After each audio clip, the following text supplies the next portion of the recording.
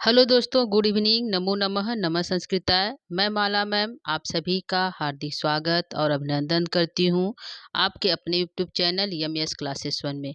दोस्तों, हमारा जो सिलेबस चला यानी कि जो हम टॉपिक पढ़ा रहे हैं वह मेघदूतम का सामान्य परिचय। तो मेघदूतम का सामान्य परिचय हम जो है कल के क्लास में जो है सबसे पहले हमने पढ़ा मेघदूत का सामान्य परिचय यानी कवि कवि कालिदास जो है कौन सी उनकी शैली है, कौन सा रचना है, इनके बारे में पढ़ा।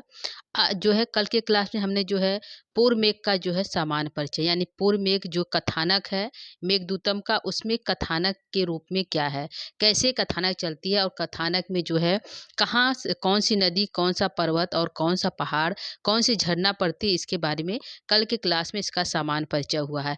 आज जो हम लेकर यहाँ पे उपस्थित हुए हैं तो उत्तर मेघ के समान जो है परिचय के बारे में पढ़ेंगे, क्योंकि जो मेघ है वह हिमालय पहुंच गया है। कहाँ पहुंच गया है? कैलाश यानी हिमालय पर्वत पहुंच गया है। और हिमालय के आगे ही क्या है, हमारा जो है अलका नगरी है। क्या है? अलका नगरी है। तो हम जो है काल जो है यक्ष जो है सबसे पहले रास्ता मार्ग बताता है। मार्ग बताने के बाद कहता है कि जब तुम अलका पहुंचोगे यानी जब जहां तुम्हें जाना है, जहां यक्षिणी निवास करती है, जब तुम अलका पहुंचोगे तो वहां पे जो है तुम्हें क्या क्या दिखाई देगा। ठीक है, तो आइए हम लोग जो है इसको पढ़ते हैं कि वहां पे जो है कालिदास जो है उत्तर मेघ के माध्यम से अलकापुरी का किस प्रकार वहाँ की नगरियों, वहाँ के नगरों, वहाँ के पुष्प, वहाँ के तालाब, वहाँ की सुंदरता, वहाँ की जो स्त्रियों के बारे में किस प्रकार का जो है इसमें वर्णन किया है। और साथ ही कल्प वृक्ष का भी वर्णन किया है कि कल्प वृक्ष जो है वहाँ की स्त्रियों को किसी प्रकार की कोई कमी नहीं होती है, वह सारे इच्छाओं को जो है स्वतः ही पूर्ण कर देता है। कौन सा? कल्प वृक्ष। और जो है वहाँ के जो है पुरुष है वह जो है उनकी अवस्था कभी वृद्धावस्था नहीं होती है, उनकी अवस्था हमेशा ही युवावस्था बनी रहती है और उनके बीच जो है किसी प्रकार का कोई कलह नहीं होता है। इस प्रकार का जो है अलकापुरी का जो है वर्णन जो है मेघदूतम में यक्ष के माध्यम से कहा गया है मेघ से कि हे मेघ, जब तुम अलका पहुंचोगे, यहाँ से स्टार्ट होगा हमारा जो उत्तर मेघ की कथा। किसका? उत्तर मेघ की कथा। इस उत्तर मेघ में किसका वर्णन है? तो अलकापुरी का वर्णन है। किसका है? अलकापुरी यानी अलका जहाँ जहाँ मेघ को जाना है वह उसका परिचय क्या है, कैसे मेघ जो है पहचान पाएगा कि अलका यही अलका नगरी है। तो सबसे पहले यक्ष ने वहाँ का परिचय बताया और तुलना की कि जिस जो तुम्हारे पास है वहाँ अलका जब पहुँचोगे तो वहाँ नगरों में भी वही चीज़ तुम्हें प्राप्त होगा। जैसे उन्होंने कहा, यक्ष कहता है मेघ से, जब तुम अलका जाओगे तो उत्तर में के प्रथम श्लोक में अलका नगरी की तुलना मेघ के साथ की गई। कहता है, यक्ष कहता है कि त्वम विद्युत्वम, तुम्हारे पास क्या है? विद्युत है। यानी मेघ की बिजली की तुलना अलकापुरी की स्त्रियों से की गई, यानी कि तुम्हारे पास बिजली है तो वहाँ की अलकावासियों के पास क्या है? तो वहाँ जो है क्या है? ललित वनिता है यानी कि स्त्रियां हैं। पहले श्लोक में ही जो है यक्ष ने जो है अलका की तुलना की मेघ से कि जो तुम्हारे पास है वहाँ की स्त्रियों, वहाँ के नगरों के पास है। तो उन्होंने कहा कि हे मेघ, तुम्हारे पास, तुम सोचते हो कि मेरे पास बिजली है, तो तुम्हारे पास बिजली है तो वहाँ की जो अलकापुरी की जो स्त्रियां हैं जो है ललित वनिताएं, वहाँ के जो महल है, वहाँ के जो निवासी, उनके पास क्या है? सुंदर सुंदर स्त्रियां हैं। क्या है? ललित वनिताएं यानी कि सुंदर सुंदर क्या है? स्त्रियां हैं। तुम्हारे पास बिजली है तो वहाँ पर उनके पास क्या है? स्त्रियां हैं। और दूसरी तुलना बताया कि तुम्हारे पास इंद्रधनुष है, यानी कि तुम कभी कभी आकाश में जो है इंद्रधनुष के समान दिखाई देते हो, चित्र के समान 7 रंगों में। तो वहाँ के जो महल है वहाँ पे सुंदर सुंदर चित्र बने हुए हैं। क्या है? वहाँ के महल कैसे हैं? तो सुंदर सुंदर चित्रों से युक्त है। और तुलना की कि तुम्हारे पास गर्जना है, तुम गर्जन करते हो। तो वहाँ की जो अलकापुरी में जो वाद्य यंत्र हैं, जो बाजाएं हैं, वह भी क्या करती है? मृदंग करते, वह भी बजते हैं। बजाए जाने वाले मृदंग है, यानी कि मृदंग जो बाजा बजता है मृदंग का नाम है। तुम्हारे पास गर्जना है तो उनके पास क्या है? मृदंग है। और कहता है कि तुम सोचते हो कि मेरे पास जल है, मैं जल से युक्त हूँ, पूर्ण हूँ। तो वहाँ की जो अलकापुरी है वहाँ जो है मणि जटिल फर्श है, यानी मणि से युक्त, जल वाले मणि से युक्त जो है क्या वहाँ की भूमि है, वहाँ के फर्श है। तो पहले श्लोक में जो है उन्होंने मेघ से जो है तुलना कर दी, वहाँ अपने जो है अलका के निवास स्थान, वहाँ की जगह, वहाँ की स्त्रियों से। तो क्या कहा कि तुम्हारे पास बिजली है तो अलकापुर की स्त्रियाँ, अलकापुर के पास क्या है, सुंदर सुंदर स्त्रियाँ हैं। तुम्हारे पास इंद्रधनुष है तो वहाँ के घरों में सुंदर सुंदर चित्र बने हुए हैं। तुम्हारे पास गर्जना है तो उनके पास क्या है, मृदंग है। तुम्हारे पास जल है तो उनके पास क्या है, फर्शों से मतलब मणि जटिल फर्श युक्त है। और तुम कहा कि मेघ की ऊंचाई, तुम्हारे पास तुम ऊंचे हो तो उनके पास क्या है, गगनचुंबी शिखरें हैं, यानी उसके पास जो है ऊंचे ऊंचे महल हैं। ऐसी तुलना की। उसके बाद उन्होंने कहा, कालिदास ने छह ऋतुओं को पहले श्लोक में तुलना करा दी, और दूसरे श्लोक में क्या कहा, अलका में सदैव छह ऋतु विद्यमान होते हैं, यानी कि छह ऋतुओं में अलग अलग पुष्प फल जो है फूलते फरते हैं। तो उन्होंने कहा कि वहाँ सदैव छह ऋतु जो है, छह ऋतुएं जो है विद्यमान रहती हैं। कहाँ पे, अलका में। अलका में कितने ऋतुएं, छह ऋतुएं हमेशा विद्यमान होती हैं। उसके माध्यम से बताया, अलका की स्त्रियां क्रीड़ा के लिए हाथों में कमल लिए रहती हैं, यानी कि हस्ते लीला कमले अलके, यानी कि उनके हाथ में क्या होता है, हमेशा कमल रहता है। किस कलर का, लीला कमल, लीला मतलब खेलने के लिए, क्रीड़ा करने के लिए उनके हाथ में क्या रहता है, कमल रहता है। और क्या रहता है वहाँ की स्त्रियों के पास, तो बालों में कुंद पुष्प होता है। अलके बाल कुंद विद्यम, यानी अलको अलक मतलब बालों में क्या होता है, बाल कुंद पुष्प होता है, कुंद पुष्प लगाता है। पूछेगा, अलका के स्त्रियों के बाल में कौन सा पुष्प लगाती हैं, तो कुंद पुष्प लगाती हैं। और है मुख में क्या लगाती हैं, तो लोघ्र पुष्प, यानी लोक के जो पराग होता है उसको लगाते हैं। ठीक है। और कहते हैं जूड़े, और जो है वहाँ की स्त्रियां अपने जूड़ों में क्या लगाती हैं, तो जूड़ों में कुरवक के पुष्प लगाते हैं। और कानों में पूछे क्या लगाते हैं, तो शिरीष के पुष्प लगाती हैं। और मांग में क्या लगाती हैं, तो कदम के फूल लगाते हैं। तो छह ऋतु हो गए। हाथों में क्या लिए हुए हैं वहाँ की स्त्रियां, तो कमल। कहाँ की स्त्रियां, अलकापुरी की। अलकापुरी की स्त्रियां के हाथों में क्या है, तो कमल है। कमल से क्या करती, क्रीड़ा करती हैं। मुख में क्या लगाती हैं, तो लोघ्र लोघ्र पुष्प के रज लगाती हैं। बालों में कौन सा पुष्प लगाती है, कुंद पुष्प लगाती हैं। जूड़ा में क्या लगाती हैं, कुरबुक के पुष्प लगाती हैं। कानों में किसके पुष्प लगाती हैं, तो जो है शिरीष के पुष्प लगाती हैं। मांग में कौन सा पुष्प लगाती हैं, तो कदम का पुष्प लगाती हैं। कहाँ की स्त्रियां, अलका की। तो दो श्लोक में उन्होंने पहले में तुलना की मेघ से, दूसरों में वहां क्या कर दिया, छह ऋतुओं का वर्णन बता दिया। और क्या है, अलका में नित्य पुष्प खिलते हैं और स्त्रियां सदैव चांदनी युक्त रहती हैं, यानी कि क्या कहा, इस जो है अलका में सदैव यानी हमेशा 6 महीना 12 महीना क्या होता है, पुष्प खिला होता है।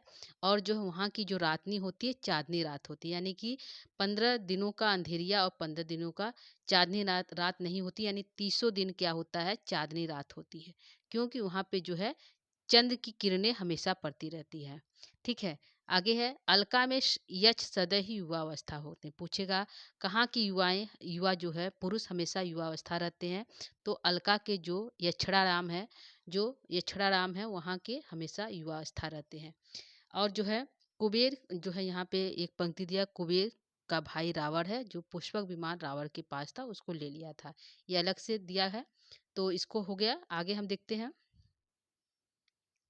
आगे हमारा है कि जो हमारे अ, कि जो कल्प वृक्ष क्या है, तो कल्प वृक्ष जो है रति फल को बढ़ाने वाला है। क्या है, रति फल को बढ़ाने वाला है। और यहाँ पे जो हमारा था कि जो हमारे पिछले श्लोक में था कि जो वहाँ के जो कहाँ के युवा हमेशा जमा रहते हैं, तो अलका के पुरुष हमेशा जमा रहते हैं।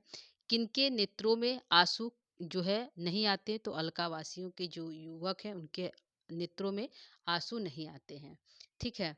तो यह हमारा हो गया। आगे है कि जो है कल्प वृक्ष से रति फल नामक फल प्राप्त होता है। कौन, कहाँ की, अलकापुरी में। जो अलकापुरी जाओगे तो वहाँ पे कल्प वृक्ष से जो वहाँ की स्त्रियां हैं वह क्या कहती है, रति फल प्राप्त करती है। ठीक है। जिनका सेवन यक्षगढ़ मृदंग आदि के ध्वनियों के साथ करते हैं, यानी कि जब वो रति फल का सेवन करते हैं, यस्याम आसेवनते मधु, जब मधु फल का सेवन करते हैं, तो किस लिए, रति फलम, प्रेम को बढ़ाने वाला फल जो है ऐसे मधु का सेवन करते हैं। और वह मधु कहाँ से प्राप्त होता है? तो कल्प वृक्ष से प्राप्त होता है। पूछेगा जो रति फल को बढ़ाने वाला मधु है वह कहाँ से प्राप्त होता है? तो कल्प वृक्ष से प्राप्त होता है। किसका सेवन जिसका सेवन कौन करते? यक्षगण, जो वहाँ के यक्षगण है वह सेवन करते हैं। सेवन करते हैं तो क्या बजता है? मृदंग बजता है। धीरे धीरे जो है क्या करता है? पुष्कर जो है मृदंग बजता है। ठीक है। और जो है वहाँ के छतों में, कहाँ के? अलकापुरी के नगरों के जो छत है वहाँ पे जो है क्या लगे? मणि लगी हुई है। और आकाश की जो चांद जो है, जो तारे हैं उस मणि के पड़ने से फर्श पे जो है मानो ऐसा लग रहा है कि तारे से युक्त हो गया है। ऐसे जो है आकाश गंगा मंदाकिनी के जल से शीतल, मतलब कि जो है फर्श जो है तारा युक्त, फूल युक्त हो गया है। कहाँ की? जो है अलका के जो है फर्श। ठीक है। आगे है आकाश गंगा की जो मंदाकिनी के जल से शीतल तथा किनारे पर मंदार के वृक्ष से प्राप्त छाया में यक्ष की कन्याएं स्वर्णिम बालुका में मणि छिपाने का खेल करती हैं। तो पूछेगा जो है अलकापुरी की जो लड़कियां होती हैं, जो बच्चियां होती है, वह किसके किनारे खेलती हैं? तो मंदाकिनी नदी के जल के किनारे खेलती हैं। और जो है मंदार के वृक्ष जो है किस छाया में खेलती हैं? तो मंदार के वृक्ष की छाया में खेलती हैं। वहाँ की कन्याएं किससे जो है बालू में लुका छिपी का जो है खेल कैसे करती है? स्वर्णिम, सोने की, वहाँ की बालू कैसी है? सोने की है। सोने युक्त बालू में वो क्या करती है? मणि के छिपाने का खेल करती है। यानी लुका छिपी का मणि को छिपाती हैं और निकालती हैं। ऐसा खेल जो कहाँ खेलती हैं? जब तुम अलका पहुँचोगे वहाँ देखोगे कि मंदाकिनी नदी के किनारे जो है मंदार वृक्ष की छाया में वहाँ की कन्याएं जो है स्वर्णिम यानी सोने के बालू में मणि के छिपाने का खेल करती हैं। यानी मणियों को छिपाती है और निकालती है। ऐसा खेल वहाँ की लड़कियां यानी कन्याएं खेलती हैं। कहाँ की? अलकापुरी की। और उन्होंने परिचय क्या बताया? आगे बढ़ते हैं। और कहा कि चंद्रमा की किरणों से पिघलाई गई झालरों में लटकी चंद्रकांत मणि स्त्रियों के सूरज जन थकान को दूर करती है। और कहा रात्रि में जब जो है स्त्रियां अपने पति के साथ जो रति क्रीड़ा करती हैं, उसके बाद रति क्रीड़ा करने के बाद उनका जो है शरीर थक जाता है स्त्रियों का। और उस थके हुए शरीर पर जब चंद्रकांत मणि की किरणें पड़ती है तो क्या होता है? उनका थकान दूर हो जाता है। ऐसे तुम अलकापुरी की स्त्रियों को देखोगे। और क्या कहा? अलका की बाह उद्यान का नाम वैभराज है। पूछेगा, इंपॉर्टेंट है, ये बहुत बार पूछा गया है कि अलका के बाहरी उद्यान का क्या नाम है, जहाँ पे हर जो है मतलब शिव जी निवास करते हैं। तो जो है वैभराज। ठीक है। आगे है कामदेव भगवान शंकर के डर से अपने भौरों की डोरी वाले धनुष का प्रयोग नहीं करते, स्त्रियों के चितवन से ही काम चलाते हैं। यानी कामदेव जो है वहाँ पे जो है, क्योंकि वहाँ के बाह उद्यान में शंकर जी निवास करते हैं, तो शंकर भगवान कहीं कामदेव को भस्म न कर दे, इस डर से कामदेव जो है वहाँ अपने धनुष रूपी यानी कि जो है बाण को नहीं चलाता। वहाँ क्या करता है? वह जो है वहाँ की स्त्रियों के भावों से ही, उनके चितवन से ही यह काम करवा देता है। कौन? कामदेव। तो कामदेव जो है किसके डर से वहाँ पे नहीं जाता है? भगवान शिव के डर से। वहाँ पे धनुष जो है प्रेम रूपी जो बाण नहीं चलाता है, तो क्या करता है? वहाँ की स्त्रियों के चितवन से ही यह काम करवा देता है कामदेव। ठीक है। आगे है अलका में अलंकार की समस्त सामग्री एकमात्र कल्प वृक्ष देता है। यानी कि वहाँ की स्त्रियां जो यदि चाहें, जैसे वस्त्र चाहें, जो है मेकअप का कोई भी सामान चाहें, तो वह कल्प वृक्ष अकेला ही सभी स्त्रियों की इच्छाओं को पूर्ण करता है। तो पूछेगा कहाँ की स्त्रियों का जो है एकमात्र जो है वृक्ष जो है सारी सामग्रियों को पूर्ण करता है? तो अलका की। ठीक है। तो यह जो है कल्प वृक्ष क्या करता है? वहाँ की सभी स्त्रियों की सभी इच्छाओं को पूर्ण करता है। वह गहना हो, साड़ी हो या फिर श्रृंगार का कोई भी सामान हो, वह जो है अपनी इच्छा अनुसार जो चाहे वो मांग सकती हैं। ठीक है। तो यह कल्प वृक्ष कहाँ पे प्राप्त होता है? अलका में। तो अलका में अलंकरण की समस्त सामग्री एकमात्र कल्प वृक्ष प्रदान करता है। जब तुम ऐसा स्थान देखोगे तो समझ जाना कि वह क्या है? अलकापुरी है। ठीक है। आगे कहता है यक्ष का घर किस दिशा में है? तो यक्ष का घर कुबेर के घर से उत्तर दिशा में है। यानी कुबेर के घर के उत्तर दिशा में जो है क्या है? यक्ष का घर है। कहा कि जब तुम जाओगे, अलकापुरी पहुँच जाओगे, तो तुम्हें कुबेर का घर दिखाई देगा। उस कुबेर के घर के उत्तर दिशा में जो है मेरा घर है, ठीक है। और कहा कि यक्ष के और कहा कि जो मेरा घर है, यक्ष कहता है जो मेरा घर है, उस घर के सामने एक जो है फाटक लगा हुआ है। वह फाटक कैसा है? तो इंद्रधनुष के समान है। क्या है? इंद्रधनुष यानी 7 रंगों, जिस प्रकार इंद्रधनुष बना होता उसी प्रकार उस जो है 7 रंगों वाला जो है इंद्रधनुष के समान मेरा गेट है, यानी यक्ष के घर का गेट है। ऐसा परिचय यक्ष जो है मेघ से बताता है। और क्या कहता है? और कहता है यक्ष के घर के समीप उसकी पत्नी क्या करती होगी? उसके द्वार पर उन्होंने उसकी पत्नी ने एक दत्तक पुत्र यानी दत्तक पुत्र की तरह पाला गया एक पुष्प गुच्छ से युक्त मंदार वृक्ष लगाया है। तो पूछेगा यहाँ पे यक्ष की पत्नी का दत्तक पुत्र कौन सा वृक्ष है? तो मंदार वृक्ष है। मंदार वृक्ष को किसने पाला? तो यक्षिणी ने पाला। किस प्रकार पाला? अपने दत्तक पुत्र की तरह पाला। उस पे क्या लगा हुआ था? मतलब फूल खिले हुए थे, पुष्प गुच्छ से युक्त था मंदार वृक्ष, ठीक है। बाल मंदार वृक्ष था, ठीक है। तो इतने सारे प्रश्न यहाँ पे बनेंगे। आगे है कि रावण, यहाँ पे है रावण की तलवार का नाम क्या है? तो चंद्रहास। ये भी क्वेश्चन पूछा गया है कि रावण की तलवार का क्या नाम है? चंद्रहास। यक्ष के घर में मरकतमणि की शिलाओं से निर्मित सीढ़ियां वाली बावली है, यानी कि यक्ष वह बता रहा है कि जब तुम अलका पहुंचोगे तो मेरे घर के सामने एक क्या है, जो है बावली है, मतलब ये मतलब पोखर है, बावली है। तो उसमें जो है सीढ़ियाँ जो बनी है वो कैसी बनी है? तो मरकतमणि की बनी है। किसकी बनी है? मरकतमणि की। पूछेगा यक्ष की बावली की सीढ़ियाँ किस मणि से बनी हुई? तो मरकतमणि से बनी हुई है, ठीक है। और है कि यहाँ के जो हंस है, जो बावली में जो हंस रहते हैं, वह जो वर्षा काल में भी मानसरोवर नहीं जाते हैं। क्यों नहीं जाते हैं? क्योंकि मरकतमणि से वहाँ की सीढ़ियाँ बनी हुई है जो है, और वह वहाँ का पानी जो है गंदा नहीं होता है, इसलिए वहाँ के जो हंस होते हैं वह सदैव जो है वहाँ पे विराजमान होते हैं। कहाँ पे? अलकापुरी में। तो तुम जब जाओगे तो वहाँ पे यह देखोगे कि वहाँ की बावली में जो है वर्षा काल में भी जो है हंस विराजमान है। तो उस बावली के किनारे पर नीलम नामक मड़ियों से बने शिखर वाला क्रीड़ाशैल है, यानी कि कहा कि जब तुम जाओगे, अलकापुरी जाओगे, तो एक तुम्हें बावली मिलेगी, बावली में मरकतमणि की सीढ़ियाँ मिलेगी, और उसी बावली के पास तुम्हें क्या मिलेगा? एक जो है क्रीड़ाशैल मिलेगा, ठीक है। क्या मिलेगा? क्रीड़ाशैल मिलेगा। और जो है इस क्रीड़ाशैल के किनारे किनारे क्या है? सोने के क्या है? केले के वृक्ष हैं। सोने के केले के वृक्ष हैं।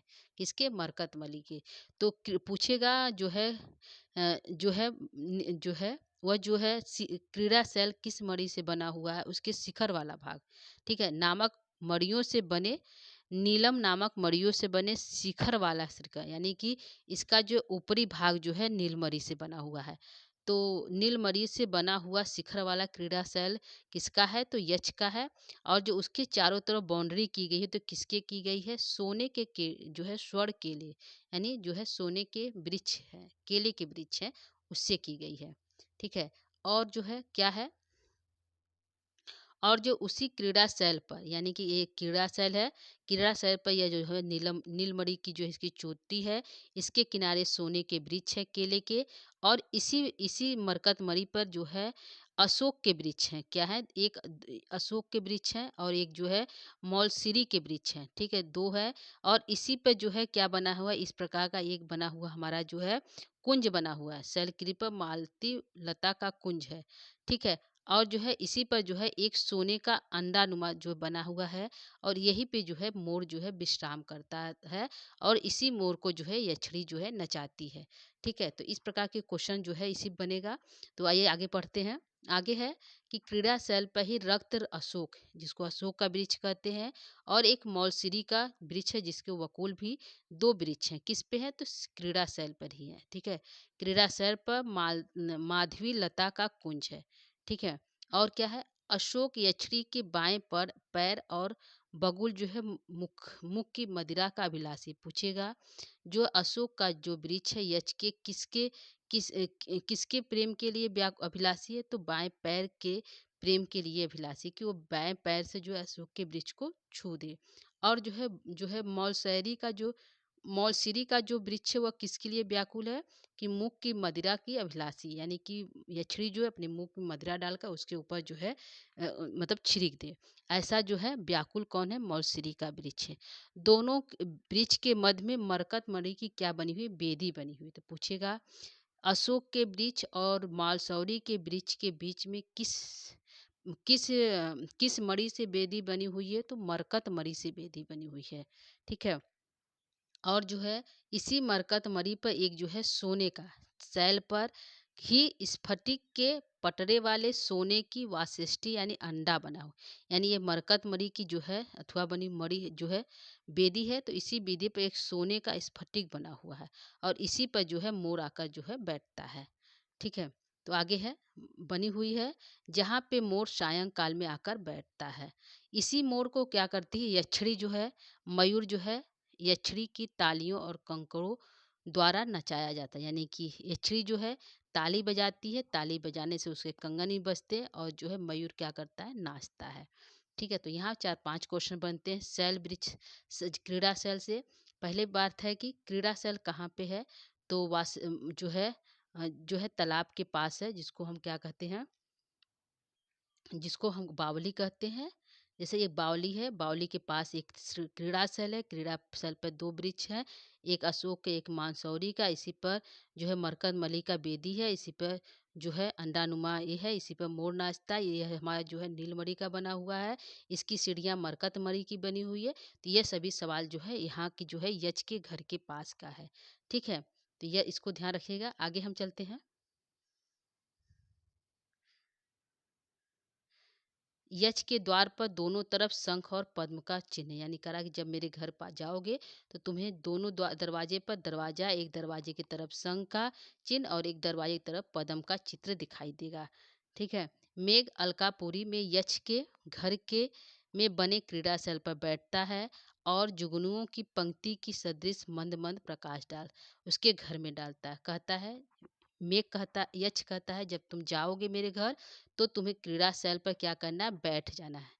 क्रीड़ाशैल पर क्या करना है, धीरे से बैठ जाना है। कैसे बैठ जाना है, तो हाथी नुमा आकृति कर, यानी अपने बादल है मेघ है तो तुम अपने आकृति को बदल लेना और हाथी नुमा बच्चे के समान तुम उस पर बैठ जाना और धीरे धीरे अपनी बिजली को मेरे घर में चमकाना। बहुत तेजी से मत चमकाना, धीरे धीरे क्या है मेरे घर में चमकाना। तो जुगनुओं की पंक्ति के सदृश मंद मंद प्रकाश यक्ष के घर में डालना। यह कौन कहता है, यक्ष कहता है मेघ से। जब तुम जाना तो यहाँ पे बैठ जाना हाथीनुमा बन के और धीरे धीरे अपनी बिजली रूपी प्रकाश को मेरे घर में जो है पहुँचाना। यक्ष यक्षिणियों की युति के रचना के विषय में ब्रह्मा की वह कहता है यक्ष कि जब तुम जाओगे मेरी यक्षिणी को देखोगे तो तुम्हें ऐसा लगेगा कि वो ब्रह्मा की पहली कृति है, यानी ब्रह्मा ने बहुत फुर्सत से मेरी यक्षिणी को बनाया, यानी कि उसकी पहली रचना है कौन, यक्षिणी। तो पूछेगा ब्रह्मा की पहली रचना कौन है, तो यक्षिणी है। किसने कहा, यक्ष ने कहा। आगे है जब तुम जाओगे तो यक्ष के घर में पिंजड़े मैना पाली, यानी कि जो यक्षिणी वह मैना से बातें करती होगी, ऐसा तुम क्या करोगे देखोगे। बोलेगी हे सरके क्या तुम्हें भी वो याद आते हैं। तो जो है सरके मतलब मैना की बातें कही गई है, तो पिंजरे में कौन दिखाई देगा, मैना दिखाई देगा। यक्ष घर से कहता है, यक्ष मेघ से कहता है कि वह स्त्री जो हमारी यक्षिणी है वह तुम्हें कैसे दिखाई देगी, तो या तो देव पूजा करती हुए दिखाई देगी या जो है या चित्र बनाते हुए दिखाई देगी या मैना से बातें करते हुए दिखाई देगी या फिर यक्षिणी बीड़ा बजाते हुए गीत गाने का प्रयत्न करती हुई दिखाई देगी। तो कहता है कि जब तुम जाओगे तो मेरे यक्षिणी को देखोगे तो दिन में कैसे दिखाई देगी, तो यह या तो देव पूजा में जो है व्यस्त होगी या फिर मेरा चित्र बनाने में व्यस्त होगी या फिर बीड़ा बजाते हुए व्यस्त होगी या फिर जो है पिंजरे में बंद हुई मैना से बातें करते हुए तुम क्या करोगे, मेरी यक्षिणी को देखोगे। और तुम क्या देखोगे, मेरी यक्षिणी कैसे दिखाई देगी, तो जब तुम जाओगे तो मेरी यक्षिणी देहली के पुष्पों को भूमि पर रखकर विरह के दिनों की गणना करती हुई दिखाई देगी, यानी देहली पर पुष्पों को बार बार गिनती होगी, ऐसा तुम्हें जो है मेरी यक्षिणी दिखाई देगी। तो देहली जो है दिनों की गणना यक्षिणी किससे करती है, तो पुष्पों से करती है। ऐसा क्वेश्चन पूछेगा। ठीक है। आगे हम बढ़ेंगे। आगे हमारा है यक्षिणी बिरह के दिनों में भूमि पर ही सोती। पूछेगा बिरह के दिनों में यक्षिणी कहाँ पे सोती है? तो भूमि पर ही सोती है। यक्ष मेघ से खिड़की पर बैठकर यक्षिणी को कहता है कि जब तुम जाओगे, मेरे घर में जाओगे, तुम नीचे उतर कर मत बात करना। तुम जो है उस झरोखे में बैठ जाना और वहीं से ही मेरे समाचार को तुम यक्षिणी से कहना। तो कहता है यक्ष मेघ से कि खिड़की में बैठकर, यानी जो झरोखा होता है, जिसको मतलब जो बनी होती है झरोखा, उस पे क्या करना, तुम बैठकर मेरी बात, मेरे समाचार को यक्षिणी से कहना। मेघ के पहुँचने पर यक्षिणी की बाईं आँख भड़केगी। जब तुम पहुँचोगे तो मेरी जो यक्षिणी, उसकी बाईं आँख क्या करेगी, भड़केगी। मेघ अपने जल बिंदुओं के शीतल बने जो है वायु से यक्षिणी को जगाता है। ठीक है। यक्ष के श्राप का अंत किस दिन होगा? तो ये भी पूछेगा कि यक्ष के श्राप का अंत कब होगा? तो देवोत्थान एकादशी के दिन होगा। उसी दिन भगवान विष्णु अपनी शैया से उठते हैं। तो वह जो है समाचार सुनाता है और कहता है कि जो है इसमें जो है देवोत्थान एकादशी के दिन जो है यक्ष वापस आ जाएगा, उसका श्राप का अंत हो जाएगा। और जो है यक्ष मेघ को पहचान चिन्ह के रूप में यक्षिणी के साथ घटित एक घटना को भी बताता है कि तुम एक बार सपना देख रही थी और जो सपने में किसी और जो है पुरुष के साथ जो मैं था, ऐसा तुमने सपना देखा। तो जब इस समाचार को तुम बताओगे तो वो समझ जाएगी कि मैंने ही तुम्हें भेजा है। ठीक है, तो वह घटना बताता है। अंतिम श्लोक में यक्ष मेघ के लिए कामना करता है, कहता है कि यदि तुम मेरा समाचार पहुंचा दोगे तो तुम भी जो कामना करता है कि तुम भी क्या करोगे, अपनी बिजली के साथ कभी तुम्हारा और तुम्हारी बिजली के साथ तुम्हारा कभी भी वियोग न हो। यह अंतिम श्लोक की पंक्ति यक्ष जो है मेघ से कहता है। ठीक है। तो इस प्रकार जो है हमारी कहानी थी उत्तर मेघ की। उत्तर मेघ की कहानी में सारा जो है वर्णन जो है कालिदास ने यक्ष के माध्यम से मेघ से संदेश कहलवाया है। अलकापुरी, अलकापुरी कैसा है, वहाँ की ऋतुएं कैसी हैं, वहाँ के यक्ष का घर कैसा है। यक्ष अपने घर के सामने मरकतमणि जो है बाबेष्टी, क्रीड़ाशैल इत्यादि को बनाया है। उसके दरवाजे के एक तरफ पद्म पुष्प और शंख है और जो है उसके गेट जो है वह इंद्रधनुष के समान है। उसके घर के पास ही उसकी पत्नी ने मंदार वृक्ष को लगाया है जो पुत्रवत है और जो है वह अपने पिंजरे में एक मैना को पाली हुई है। इस प्रकार के कार्य को करते हुए वह जो है अलका का पूरा वर्णन जो है यक्ष के माध्यम से मेघ से कहलवाया। तो यह था हमारा उत्तर मेघ का सामान्य परिचय। दोस्तों, कहानी के माध्यम से जो यह जो है कथानक जो है जो हमने पढ़ाया है, यह कहाँ से लिया गया है? तो यह जो है मिशन एलटी से लिया गया है, जो हमारे गुरुजी सर्वभूषण सर के बुक से है। तो यह कथा आपको समझ में आया होगा क्योंकि आप सभी लोग समझदार हैं, पढ़े हैं। तो आज के लिए इतना ही दोस्तों, यह हमारा हो गया। कल जो है हम इसके जो है सूक्तियों को लेकर उपस्थित होंगे। तब तक के लिए दोस्तों, आज के लिए इतना ही।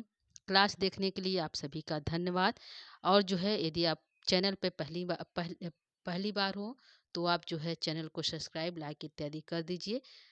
आप सभी का धन्यवाद। नमो नमः, नमः संस्कृताय, धन्यवाद।